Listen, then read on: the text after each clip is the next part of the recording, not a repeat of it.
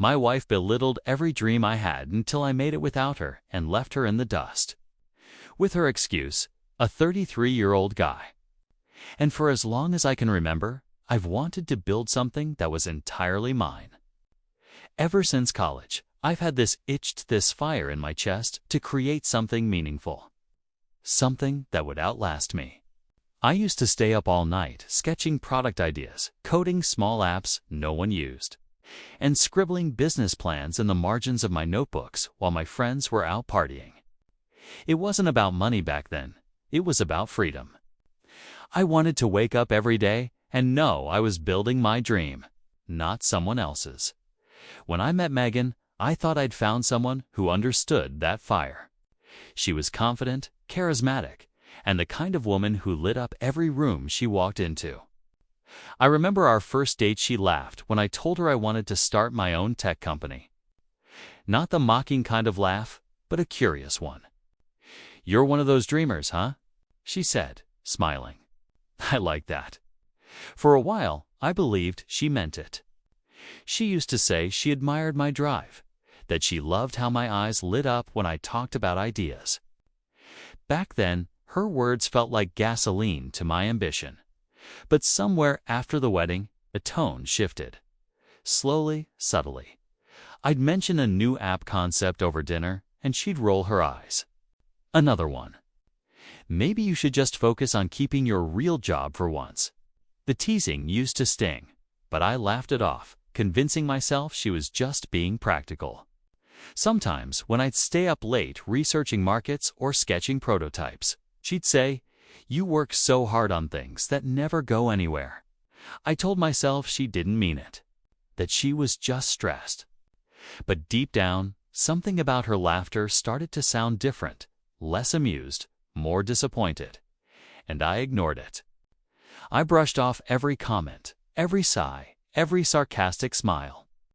I didn't know it then, but that small shift in her tone. It was the beginning of everything that would come crashing down like tit. Didn't happen overnight, but soon the jokes stopped sounding like jokes.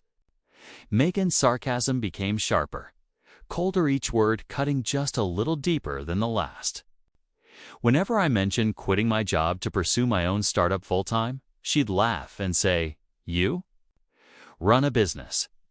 You can't even keep track of your laundry." She said it with a smirk, but there was no warmth behind it anymore. It was the kind of humor meant to wound while pretending to be playful. I tried to reason with her once. We were sitting at the kitchen table, bills scattered between us. "I'm not asking to quit tomorrow," I said quietly. "I just want you to believe in me for once. I can make this work." She didn't even look up from her phone. "You're 33, not 23. It's time to grow up." Those words echoed in my head for weeks. Every time I sat down to brainstorm, I'd hear her voice telling me I was childish, unrealistic, foolish. I started working longer hours at my regular job just to avoid being home, pretending it was for overtime pay, when really, I just didn't want to sit across from her judgmental silence at dinner/at family gatherings. She'd brag about her coworkers' husbands, how they had real careers and six-figure salaries. Then, she'd turn to me and say, "Maybe one day, right?" With that same tight smile that made my stomach twist. Her parents started chiming in. "Too, at least you've got Megan to keep you grounded." I'd nod and laugh along, dying a little inside each time. There's a special kind of loneliness that comes from being mocked by the person you love. It's like watching your reflection slowly blur in a mirror until you can't recognize yourself. One night, after another argument about money, I caught myself apologizing not for anything I did, but for wanting more out of life.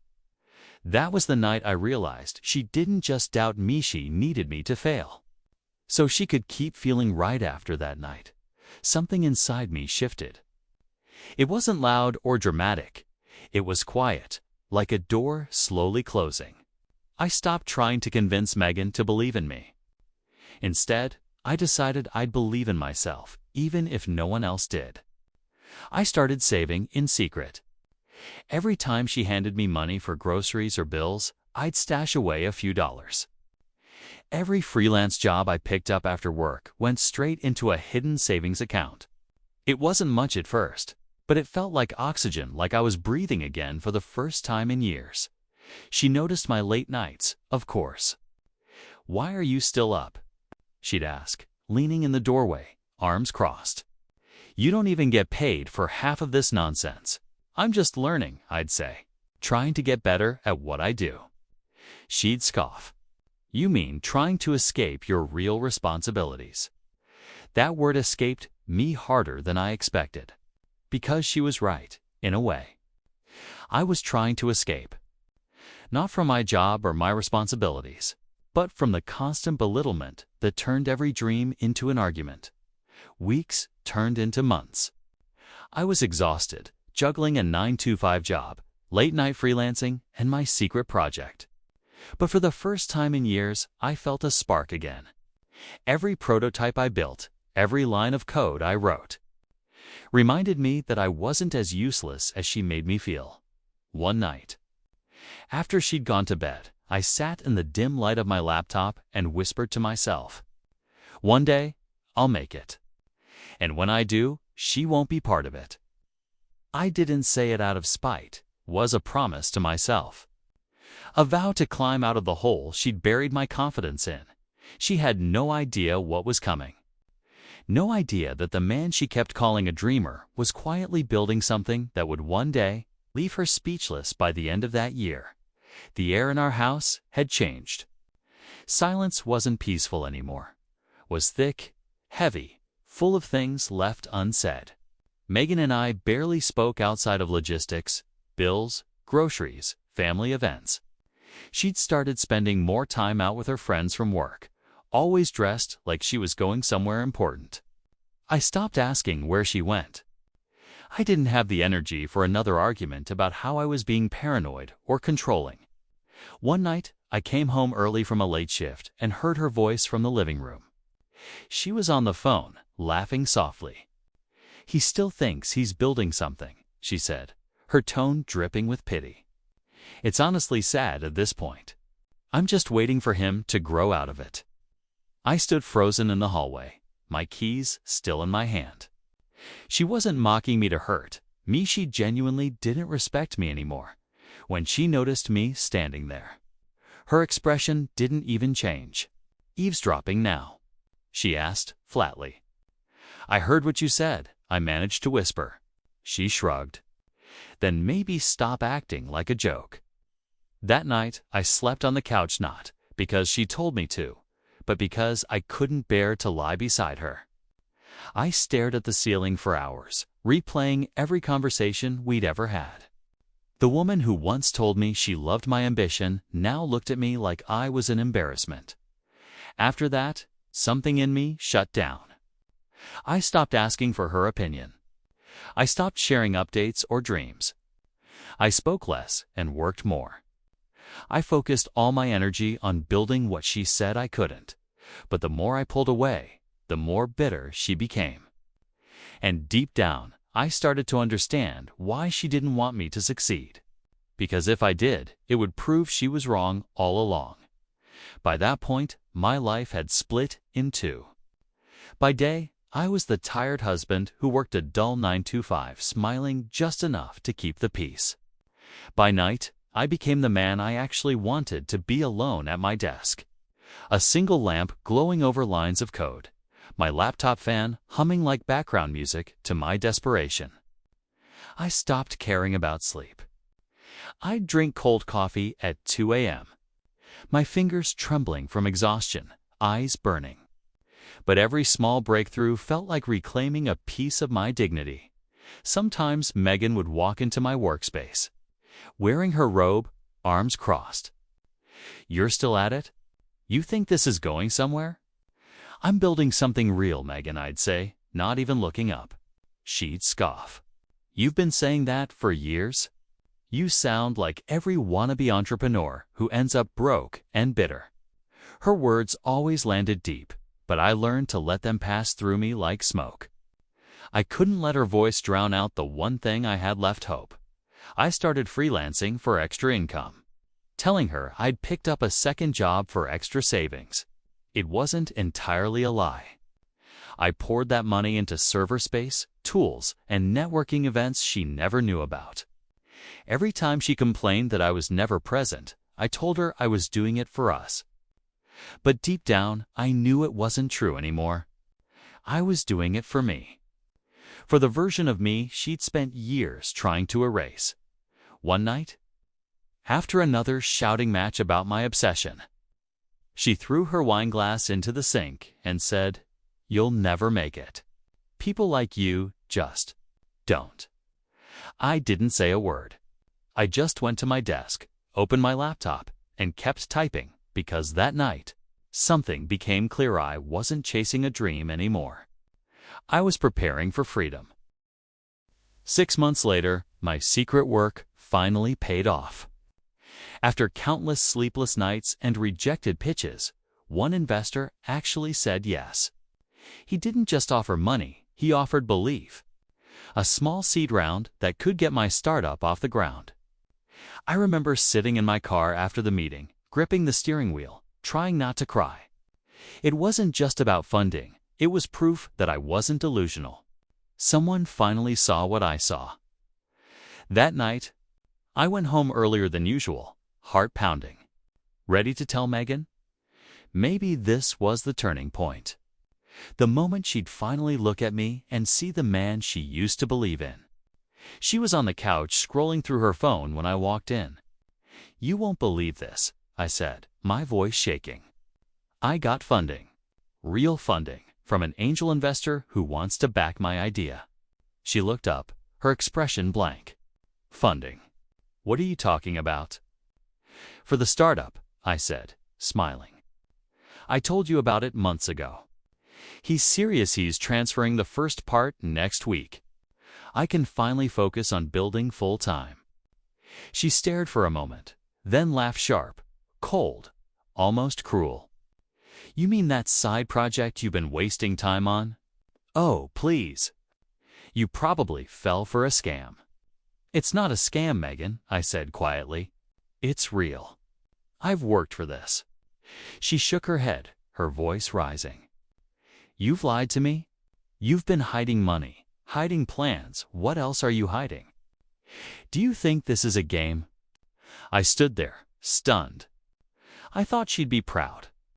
Instead, she looked offended, as if my success was an act of betrayal. That's when it hit me. She never wanted me to fail because she feared instability. She wanted me to fail because she needed control. I didn't argue. I just looked at her and said, "You don't have to believe in me anymore. I'll do this without you." Her silence said everything. After that night, I stopped waiting for approval. I moved out of the house emotionally long before I did physically. I found a cheap shared office space downtown, nothing fancy. Just 4 walls, old desks, and a flickering fluorescent light. But to me, it was paradise. I spent every waking hour there, working with a small team of freelancers who believed in my vision more than my own wife ever had. The air in that office smelled like stale coffee and hope, and that was enough. At home, Megan barely acknowledged me. She'd text instead of talk, even when we were in the same room. "Don't forget the mortgage or the car needs gas." Nothing more. Sometimes she'd leave early in the morning and come back late, claiming work drinks. I didn't ask questions. I'd stopped caring. Every ounce of my attention went to the company. The late nights, the endless debugging, the terrifying financial risk. And yet, for the first time in years, I felt alive. One night, my business partner, Kevin, looked at me across the table and said, "Man, you've got something real here. Don't let anyone make you feel small about it." I smiled, thinking of Megan's voice in my head, telling me I'd never make it. I used that memory like fuel. Weeks passed, then months. Our user base grew, slowly but surely. Investors started calling instead of ignoring. Meanwhile, Megan grew quieter, her sarcasm replaced by indifference, different kind of cruelty. She didn't even notice the glow in my eyes anymore when I came home. It hit me one evening as I watched her laugh at something on her phone that didn't include me. I was already gone. My heart had left that marriage, replaced by a determination she'd never understand. She'd mocked me for dreaming, but now the dream was the only thing keeping me from breaking it. Happened faster than I expected. One morning, I woke up to find our app trending online. Overnight, a tech blog had written about it, calling it a breakthrough in user-driven automation. By noon, downloads exploded. Servers crashed. My phone wouldn't stop buzzing, investors, journalists, collaborators all wanting to talk. I remember sitting in that same cheap office space, staring at the numbers climbing on my screen, barely able to breathe. Years of humiliation, exhaustion, and late nights finally meant something. When I walked through the door that evening, Megan was already scrolling through her phone. "You're trending," she said, without looking up. "Yeah," I replied, trying to hide the tremor in my voice. "It's surreal." She finally looked at me then, eyes narrowing like she didn't recognize me. "So what now? You think you're some big shot?" I smiled softly. "No, I just think I finally proved I wasn't wasting my time." A few days later, friends, colleagues, even her parents started congratulating her. They called her the supportive wife behind a visionary man. I watched her soak up every bit of it, smiling, playing the role she'd never earned. "I always knew he'd make it," she told someone on speakerphone while I stood right there. I didn't interrupt. I didn't correct her. I just listened, silent and detached. Realizing how different we'd become, she started posting pictures of us sold ones. K1s captioned with things like "so proud of my husband." The irony burned. The same woman who once said my dreams were pathetic now wanted to be part of the story she tried to kill. I should have felt vindicated, but all I felt was empty, because I'd finally built everything I ever wanted. And she was the one person I no longer wanted to share it with. The night everything truly shattered, I was at a corporate event celebrating our latest partnership. It was one of those milestone nights, the kind where you finally feel the years of pain were worth it. The room buzzed with laughter, champagne, and congratulations. My team was there, my investors were there, and for the first time in forever, I felt proud of myself. Then, halfway through the evening, I saw her, Megan, walking in like she owned the place. I hadn't invited her. She was dressed to impress, her smile sharp as glass. "There's my husband," she announced loudly, catching the attention of everyone nearby. People clapped, some even cheered, and I forced a polite smile. I was too stunned to react.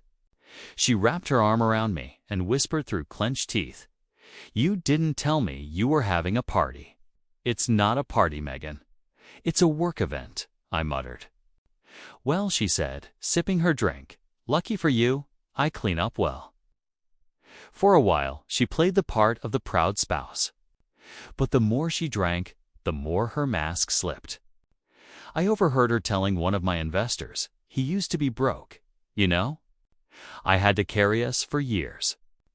Guess he finally got lucky." Laughter followed. My face burned. When I pulled her aside, she smirked. "Oh, don't look so sensitive. They should know the real story. You wouldn't even be here if it wasn't for me." Something inside me broke. "The real story," I said quietly. "The real story is that you mocked me every step of the way." Her face twisted. "You're delusional." Before I could respond, someone nearby had recorded the entire thing. Her tone, her words, everything. The clip hit social media within hours. By the next morning, our argument was trending. People called her jealous, manipulative, toxic. That night, I sat in my car, watching it all unfold on my phone, feeling nothing but emptiness. The success, the validation, the revenge, it all blurred together into a hollow ache. I had everything I'd ever wanted. And yet, I'd never felt more alone than the days after that event. Everything changed.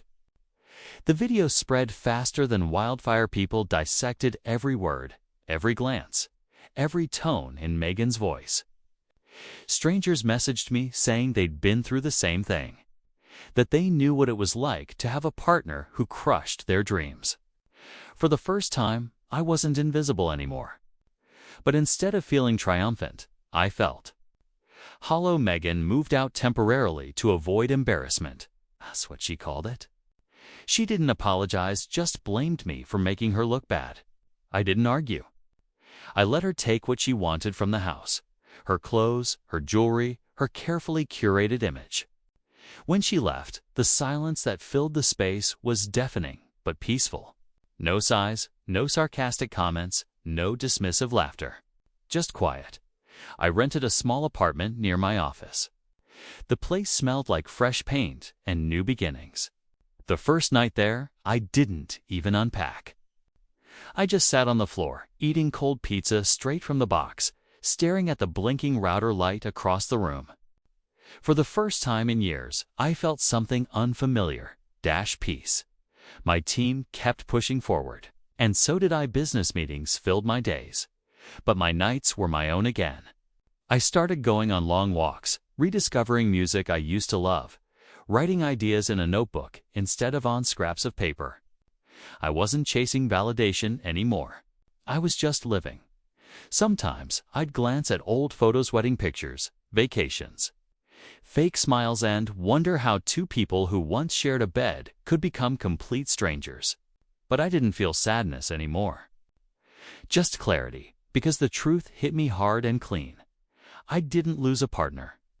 I just shed the weight of someone who was never truly beside me. Months passed. The dust had settled. The company stabilized. And for the first time in my adult life, I didn't wake up to someone's disapproval echoing in my head. Then, out of nowhere, Megan reached out.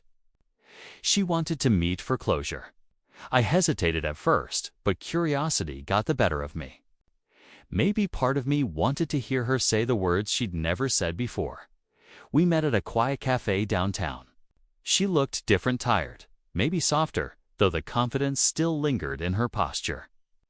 "You look good," she said, stirring her coffee without making eye contact. "So do you," I replied, though it wasn't true.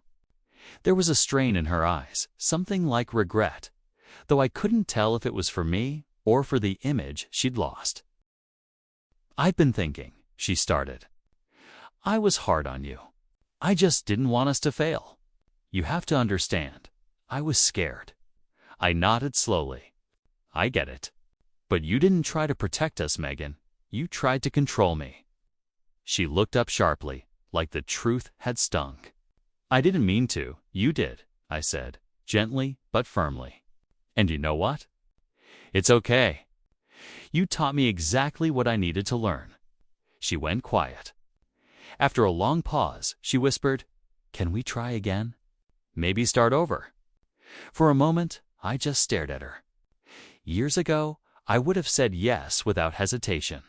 But that man was gone. "I can't," I said, finally. I made peace with what we had. And with losing it? Her eyes watered, but I didn't feel anger or satisfaction. Just calm acceptance.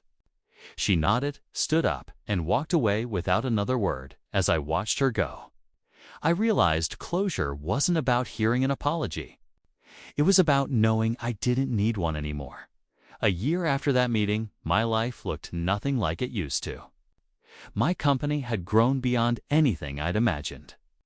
We'd moved into a real office, hired a full team, and partnered with brands I once thought were untouchable. I traveled for conferences, gave talks, even mentored young founders who reminded me of the man I used to be: hungry, hopeful, and waiting for someone to believe in them. But the biggest change wasn't success, was peace. My mornings were quiet now. I'd wake up to sunlight instead of sarcasm. I'd drink my coffee without feeling judged. Every small, ordinary moment felt like proof that I'd survived something heavy. One afternoon, I got an email from Megan. Just a single line. "I'm happy for you. You deserved it." There was no bitterness in her words, but no warmth either. I didn't reply. There was nothing left to say. A few months later, we finalized the divorce. She kept the house. I didn't care. That house was never a home. It was a reminder of the man I had to kill to become who I am now. Sometimes, during interviews, people ask me what motivated me to keep going when no one believed. I always smile and say, doubt is the best fuel in the world. They think I mean the haters, the critics. But deep down, I'm talking about her, the woman who tried to convince me I wasn't enough. I'm not angry anymore. In a strange way, I'm grateful. Because without her disbelief, I might have stopped pushing. I might have settled. The last time I saw her was by accident at a restaurant, months after everything ended. She looked up, startled, then smiled weakly. "You really made it," she said. I smiled back. "Yeah," I replied. I did. And as I walked away, it finally hit me. Success wasn't leaving her behind. It was realizing I never needed her to believe in me to begin with.